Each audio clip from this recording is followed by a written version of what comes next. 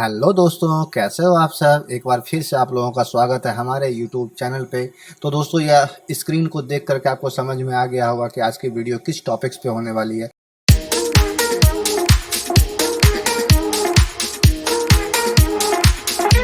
जी हाँ, आज हम लोग सीखेंगे बैंक ऑफ बड़ौदा के डेथ क्लेम सर्टिफिकेट को कैसे सही सही भरते हैं, जिससे कि मरे हुए व्यक्ति के खाते में अगर नॉमिनी अपॉइंटेड है तो वह पैसा आपको सही सही कैसे मिल पाए बिना किसी परेशानियों का। याद रखिएगा दोस्तों, यह वीडियो उसके लिए है जो कि मतलब जो डेथ हो गए हैं, उन्होंने अपने अकाउंट में नॉमिनेशन फैसिलिटी ऑन कर रखा है, मतलब किसी न किसी को नॉमिनी बना करके रखा है। तो दोस्तों, वीडियो में आगे बढ़ने से पहले एक गुजारिश है कि अगर आपको वीडियो पसंद आए तो प्लीज़ हमारे चैनल को लाइक और सब्सक्राइब करना ना भूलेंगे। तो चलिए बिना देर के हुए बढ़ते हैं आगे फॉर्म की ओर। तो दोस्तों, यह है बैंक ऑफ बड़ौदा का disease claim form with nomination, या फिर वैसे अकाउंट जिसमें ज्वाइंट होल्डर थे। देखिए, इस फॉर्म को कहते हैं फॉर्म 352D। हालांकि इस फॉर्म नंबर से आपको मतलब नहीं, क्योंकि बैंक के द्वारा आपको प्रोवाइड किया जाएगा। फॉर्म में जो मरने वाले व्यक्ति के अकाउंट में जो नॉमिनी पर्सन है उसका नाम यहाँ पे होगा, उनका एड्रेस यहाँ पे दे दीजिए। एंड 2 जो होगा ब्रांच मैनेजर को डिनोट करेगा, और जिस ब्रांच में आपका खाता, मतलब जिस ब्रांच में डिजीज का खाता था, जो मर गए उनका खाता था। उसके बाद यहाँ पे मरने वाले व्यक्ति का नाम होगा। उनके नाम से अगर एक से ज़्यादा अकाउंट है तो आप सारे का अकाउंट नंबर लिख करके और कॉमा देते जाइए, जैसे मैंने ये किया है। एक उनका सेविंग अकाउंट था और एक उनका एफडी अकाउंट था, तो जिस तरह से मैंने ये किया, कॉमा दे करके सारे अकाउंट को लिख सकते हैं। अन्यथा आप कस्टमर आईडी भी लिख सकते हैं। अगर बहुत ज़्यादा अकाउंट है, 10-12 अकाउंट है, तो आप सीधा कस्टमर आईडी लिख दीजिए। कस्टमर आईडी से सारे अकाउंट का विवरण आ जाएगा दोस्तों। उसके बाद यहाँ पे फिर से मरने वाले व्यक्ति का नाम होगा। एंड यहाँ पे अगर उनका जिस डेट में उनकी मृत्यु हुई है वो चाहिए यहाँ पे। एंड आपको जिनके नाम से ये, मतलब जिस तरह से मैंने भरा, आप उसको फॉलो कर सकते हैं। और देखिए, इन केस ऑफ नॉमिनेशन, जी हाँ, जिसको नॉमिनी अपॉइंट किया गया उनका नाम यहाँ पे दे दीजिए, उनके फादर का नाम दे दीजिए, और जो एड्रेस है वो दे दीजिए। ऑप्शन नंबर 1 या 2, देखिए 1 तो है, the registered nominee in the above account already है। एंड उसके बाद 2 नंबर आपके लिए होगा नहीं, क्योंकि ये माइनर के केस में होगा। अगर माइनर है तो इसमें फिर गार्जियन अपॉइंटेड हो जाएगा, और माइनर के बिहाफ पे गार्जियन उस पैसे को ऑपरेट करेंगे, ठीक है। उसके बाद आपको यहाँ पे सिंपली सा डेट भर देना है, सॉरी प्लेस एंड डेट, और आपको यहाँ पे साइन कर देना है। और याद रखिएगा, इस अकाउंट में, मतलब इस प्रक्रिया में आपको 2 विटनेस भी लगेंगे। तो 2 विटनेस का ये है, जिसको भी आप विटनेस बनाएंगे। एक बात मैं आपको बता देना चाहता हूँ कि आप ऐसा मत समझिएगा कि मैं विटनेस दे रहा हूँ तो विटनेस का खाता बैंक ऑफ बड़ौदा में ही होना चाहिए, या फिर बहुत ज़्यादा रेपुटेटेड होना चाहिए, बहुत ज़्यादा पैसा वाला होना, मतलब अकाउंट में बहुत ज़्यादा पैसा हो। ये कोई मैंडेटरी नहीं है दोस्तों। आप सिंपल सा एक किसी वैसे व्यक्ति जो आपके ब्लड रिलेशन में ना हो, आपके रिलेटिव्स ना हो, बस आपको जानते हो, उनको आपको बैंक लेकर के आना है। उनका केवाईसी लिया जाएगा और उनको, मतलब बैंक ऑफिसर के सामने उनका साइन लिया जाएगा। बस वो रिकॉग्नाइज करेंगे कि मैं इनको जानता हूँ, ठीक है। और उसके बाद फिर से नीचे आकर के आपको यहाँ पे साइन करके मोहर मार, सॉरी, आपकी साइन कर देनी है। तो दोस्तों, यह था फॉर्म, लेकिन आपको इसके अलावे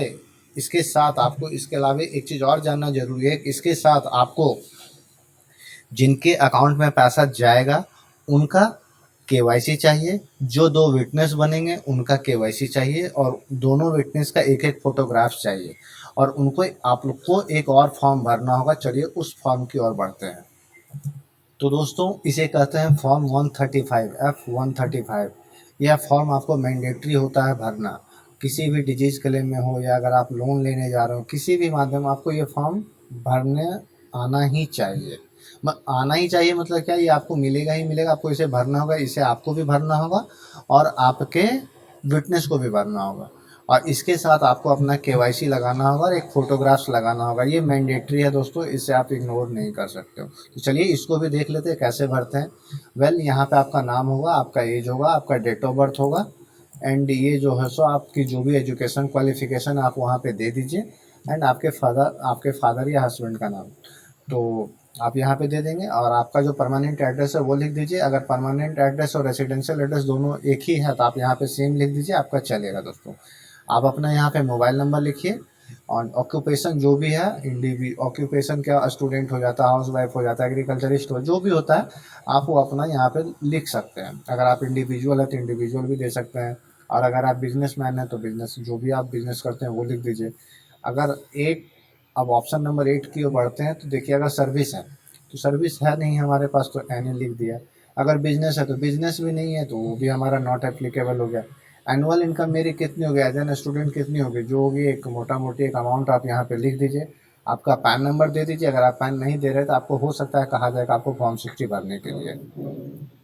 अब आपके नाम से याद रखिएगा, इसमें आप वही चीज़ दर्शाएंगे जो आपके खुद के नाम से हो, आपके मम्मी पापा के नाम से, आपके भाई बहन के नाम से वो हो, वो आप यहाँ पे नहीं दर्शा सकते हैं। जो भी आपके नाम से हो वही प्रॉपर्टी यहाँ पे दर्शानी होगी।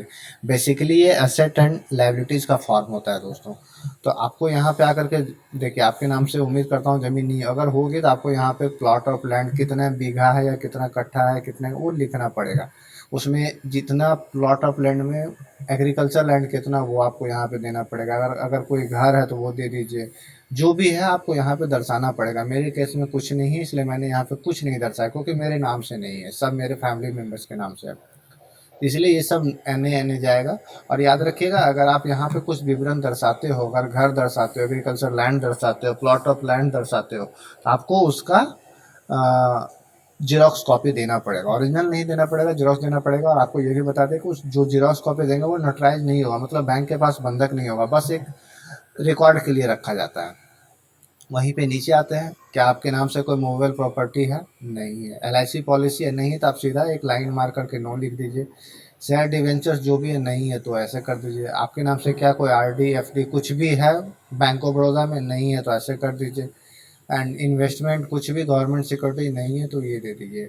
मेरे नाम से एक बाइक थी तो मैंने यहाँ पे बाइक यहाँ पे लिख दी, उसकी अप्रॉक्सीमेट प्राइस मैंने यहाँ पे लिख दी, और जो भी कलर की बाइक है जिस भी ब्रांड के, वो मैंने यहाँ पे लिख दिया। एंड टोटल एसेट हमारा यही आता है, तो आपको यही लिख दिया मैंने।